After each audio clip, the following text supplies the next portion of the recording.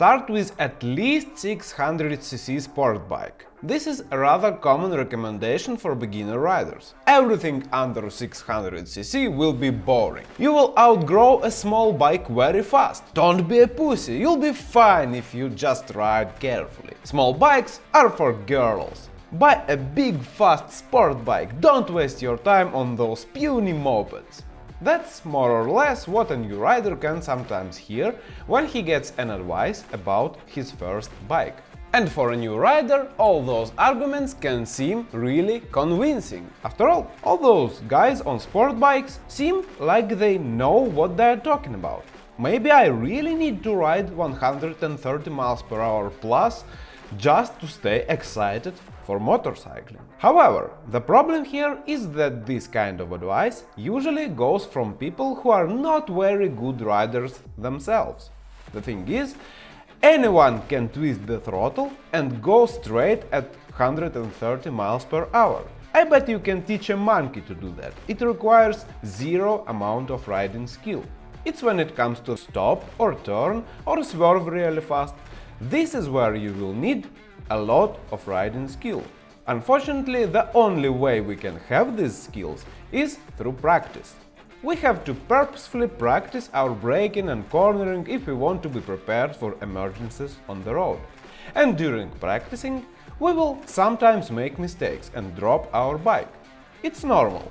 Making mistakes is a natural part of learning process. Now, here is the question. Would you rather make those mistakes and drop your, let's say, 390 Duke, which costs 4.5 grand and can be dropped with pretty much zero damage?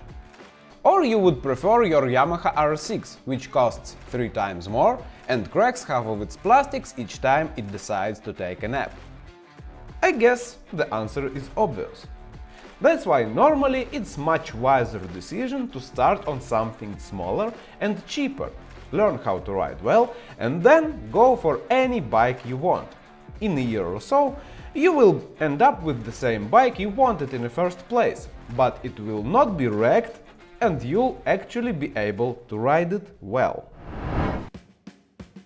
You don't need anti-lock braking system. You don't need ABS on cruiser, you don't need ABS on scooter. ABS prevents you from learning to ride properly. Of course, there is never any explanation of how exactly it interferes with your learning experience. That's nonsense. Any type of bike can low side or high side because of locking up a wheel. You can easily find plenty of evidence here on YouTube.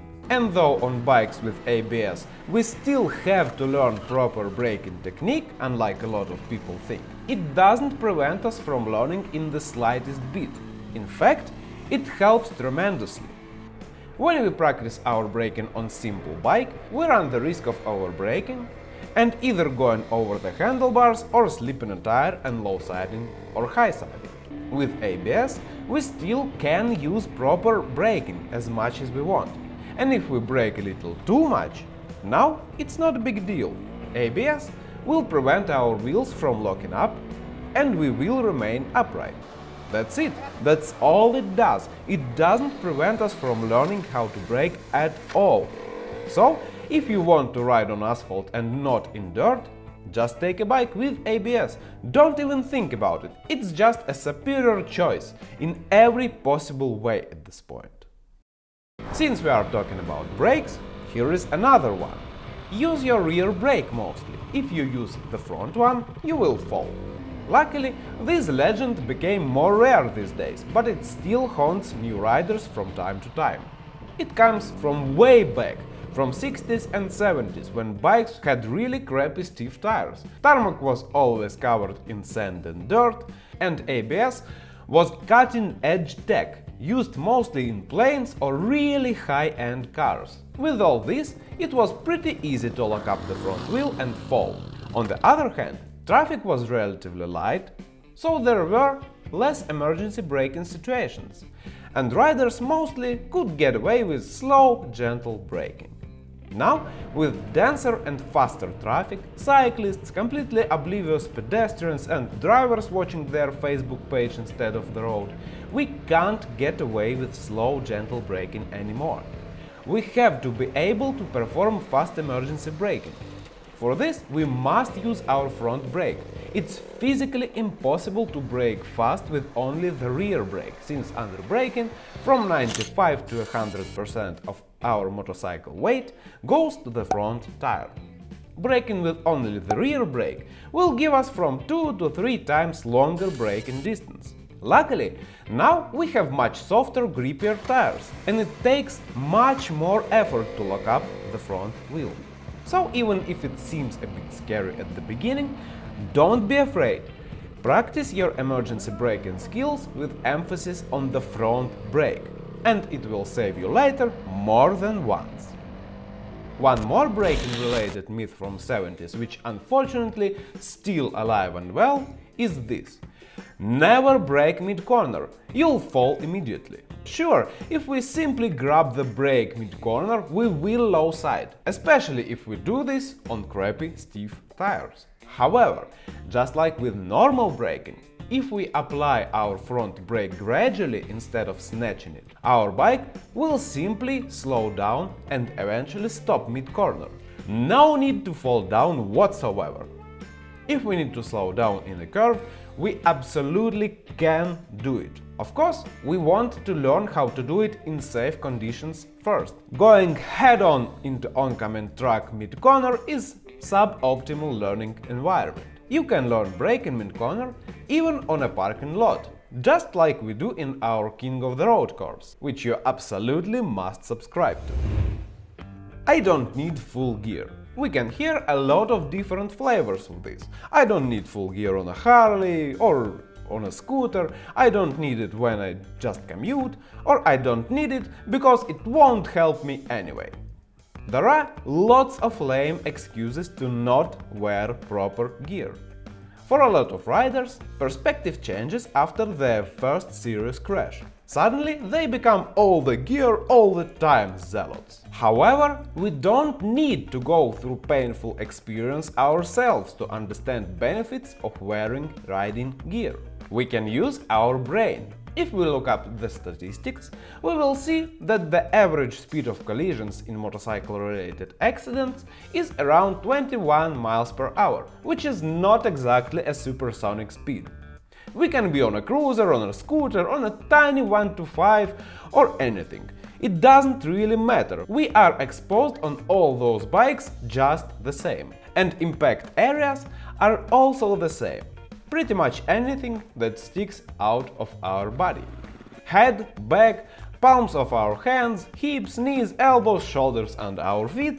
All these bits are usually considered rather valuable, so they should be protected. We never know which part exactly hits.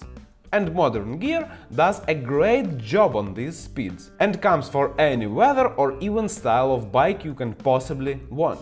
There is no real reason to not wear protective gear. Broken limbs, mangled joints and road-rushed skin just not worth it. Loud pipes save lives. This is not really a dangerous myth per se. It's mostly for people who like the sound of their straight pipes, but wish to be called safe riders, instead of loud, annoying pricks. It's okay to pull the wool over your wife's eyes and tell you that you absolutely have to spend $1.5 grand on that new Terminione exhaust. You know, for safety reasons. But it is less okay to actually believe it yourself. Loud pipes don't really make your bike safer. They maybe help us a little to filter in a standstill traffic where people can hear us and have some time to move. But we are hardly really in danger at this speed. Once the traffic moves faster, forget about it. By the time a driver with closed windows hears our engine, understands where the sound is coming from and finally sees us, we will be pretty far already. Plus, relying on others to notice us instead of having the road situation under control is a losing strategy. I guess the best line which summarizes loud pipes save lives thing is this. If loud pipes save lives, imagine what learning how to ride will do. Always lean your body more into the turn. In this advice, lean your body more into the turn is not really a horrible part. Leaning our body inside can give some benefits in certain situations. Always bit is wrong though. Just because MotoGP racers do something, it doesn't necessarily mean we must do it all the time. We don't ride on slicks, we don't use carbon brakes, we don't slide our bikes in the corners just past the edge of traction of our tires. Most of us don't start riding when we are 3 years old, and we don't train for 12 hours a day for years. Considering all this, it is not a stretch to imagine that we don't need to do a full body lean in each corner either. I made a whole video on this topic recently, so you can give it a look, but basically people say it is important because our bike stays more upright. That's correct, but first of all, if we actually look at the difference, it is not a huge difference at all. As you can see here, even on a small lightweight bike it is not that much. On something heavier it will be even less. On normal roads, outside the circuit, it really doesn't matter much. Usually we can benefit more from sitting in a more comfortable and upright riding position, being able to sit securely and brake really fast, and having a slightly better vantage point of the road ahead. Plus, since our ride on a normal road usually lasts more than a typical 15-minute track session, conservation of energy comes into play more. Not throwing our weight around usually helps with this. Using our body weight is certainly something we should be able to do, but it doesn't mean we have to use it every single time. If you know more of those moto myths, tell about them in the comments, maybe we'll make a second part of this video. Check out my courses, subscribe to the King of the Road, ride safe and have a great day, as usual. Bye!